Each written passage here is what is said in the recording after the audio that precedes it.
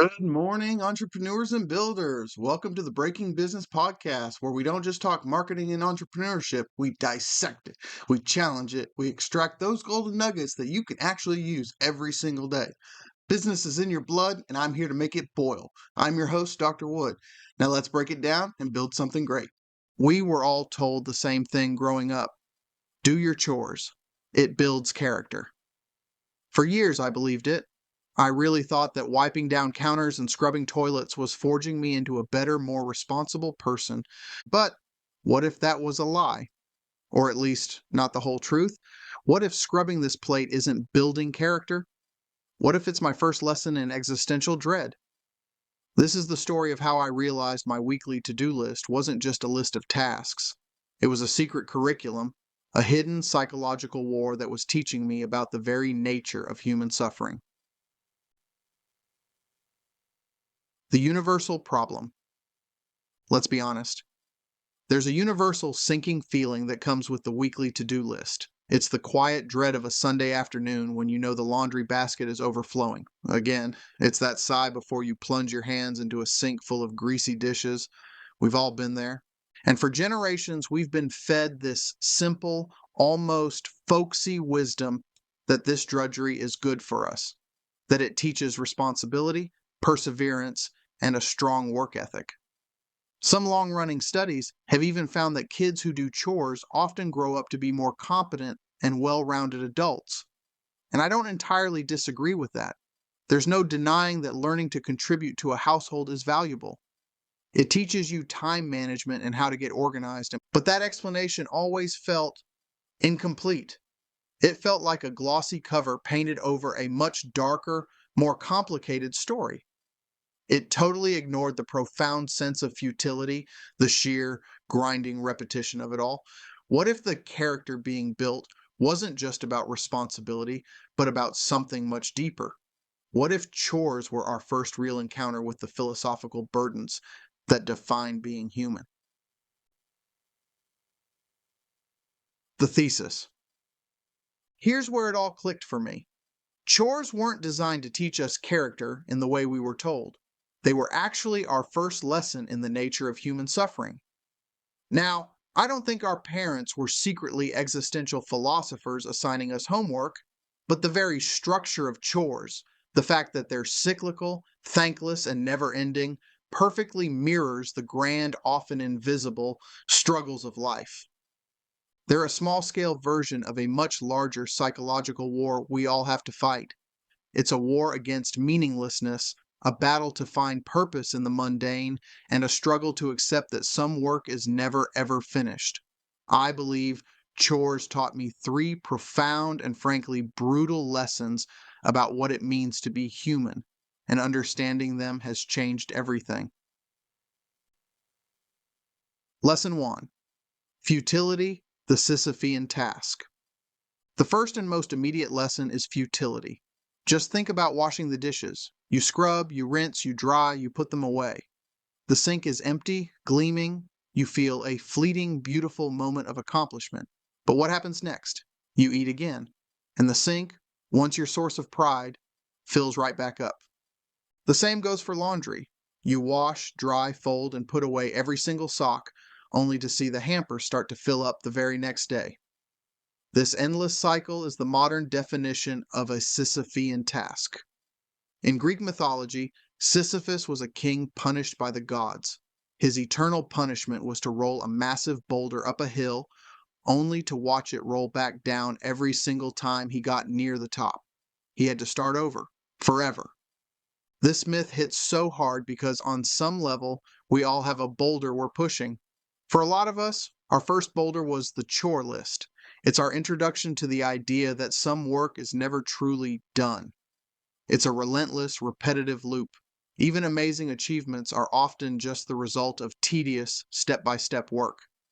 But unlike a project that has a clear finish line, chores seem to mock our desire for it to be over. And this isn't just about the physical work, it's about the psychological weight.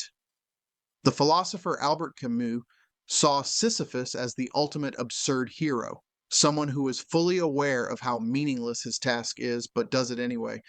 Chores are our first taste of this absurdity. They teach us that life is full of necessary, repetitive actions that don't have a grand finale. Learning to face that futility without falling into despair is one of the hardest and most important lessons there is.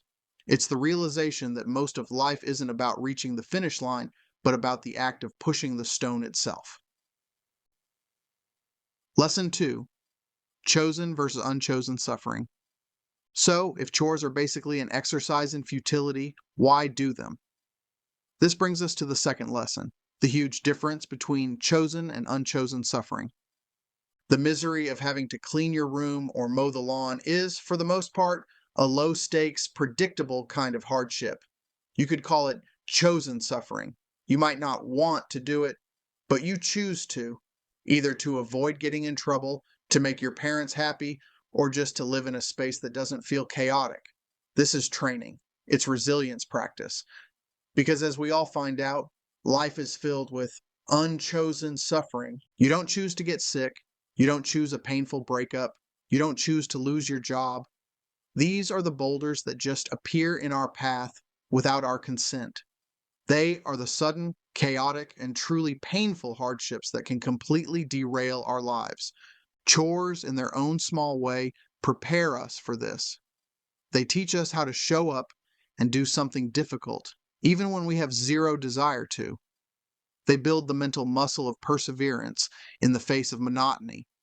Research even shows that children who do chores regularly can develop higher self-esteem and are better at dealing with frustration. This isn't just about being good at chores, it's about building self-regulation, the ability to manage how we respond when things get tough. By repeatedly dealing with the low-grade, chosen suffering of our to-do list, we're basically conditioning ourselves to handle the high-stakes, unchosen suffering that life will inevitably throw our way. We learn that we can endure discomfort. We learn that we can keep going even when a task feels pointless. The act of cleaning your room when you'd rather be doing literally anything else is a small rebellion against your own inertia. It's a declaration that you're in control, not your fleeting desires or your feelings of apathy. And that is some powerful psychological armor to carry into the unpredictable battles of adult life. Lesson 3: The morality of mess. The third lesson is maybe the most sneaky and the most important one to unlearn: the false morality of mess.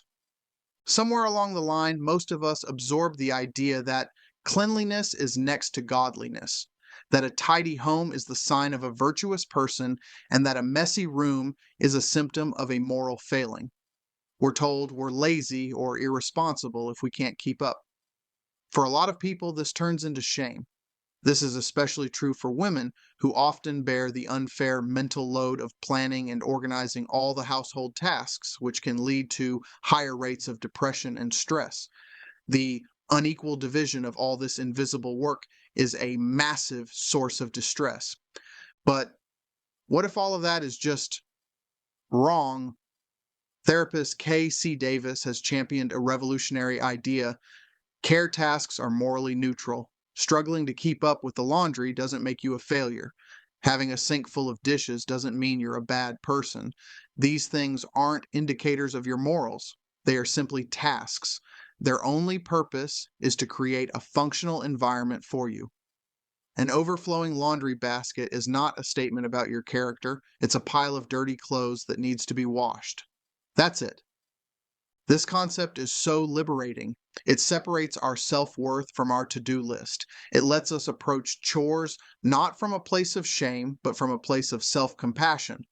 On days when you're struggling, whether it's with depression, burnout, or just feeling overwhelmed, the goal isn't perfection, it's functionality.